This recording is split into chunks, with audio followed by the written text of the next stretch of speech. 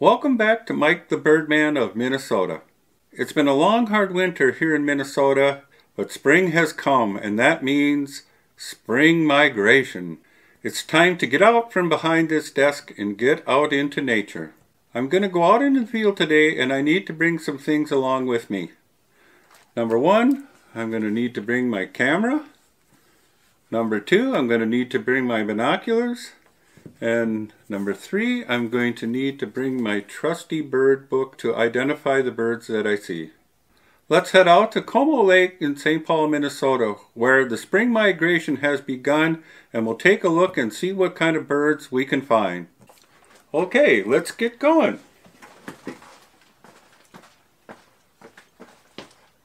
Here we are at Como Lake, and there's a lot of loon action happening.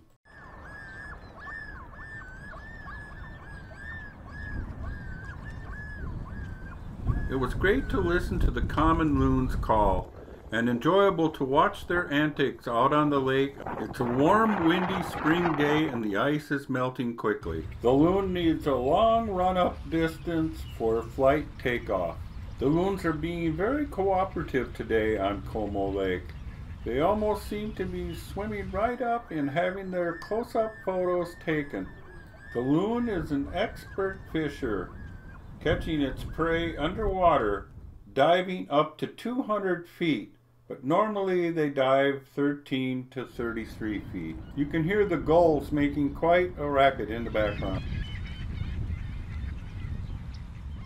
It truly was a photographer's dream to catch these beautiful birds up close and personal. After our exciting time with the loons, we headed over to the other side of the lake to see what we could find. The first bird I saw was an American coot. Next I saw an assortment of ruddy ducks, scaup ducks, and redhead ducks, and then again the American coot. As I was photographing this assortment of ducks, I noticed something on the other side of the lake. A beautiful pair of wood ducks. Wood ducks are usually a very skittish bird and usually take off the moment they see me, especially when I'm pointing a camera at them. They seemed to be used to the people that were strolling around Como Lake. And that was lucky for me because I got some of the best wood duck photos I have ever taken. Like I said, this is a rare occurrence and the wood ducks usually would have flown by now. Fortunately, I was able to get these beautiful close-ups for my subscribers to enjoy. I marveled at how the male wood duck would not leave the female's side. The male wood duck watched closely over the female as she pecked away at something along the lake shore. As people stopped to see what I was filming, the male became agitated, and then I found out what was keeping Mama there. She was going after a fish. After filming the wood ducks, I looked up to see another interesting group of ducks. I looked through the binoculars and I saw a group of redhead ducks. Mixed in with the group of redheads, there were ruddy ducks and American coots. I was fortunate to get some nice shots of the redhead ducks.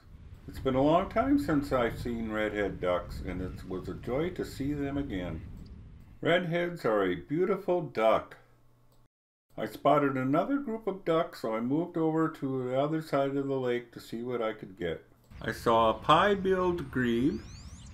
Then I saw a flotilla of ruddy ducks. They finally began to show their blue bill.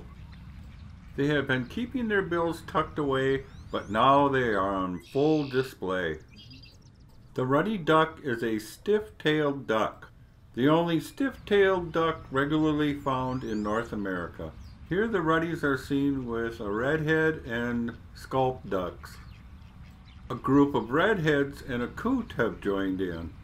And here a couple of pie-billed grebes have joined in with the coots and redheads. Again, a flotilla of ruddy ducks float by. And finally we come to a duck that's tough to identify. Is it a greater or lesser scaup duck? They are hard to tell apart. I think this is a lesser scaup duck, but I could be wrong. As I said before, I am not an expert and I could very well be wrong. That is why we have a birding community out there that can correct me if I'm wrong. Enjoy the beauty of this bird. And if you would like to see more of this kind of content, please subscribe to my channel.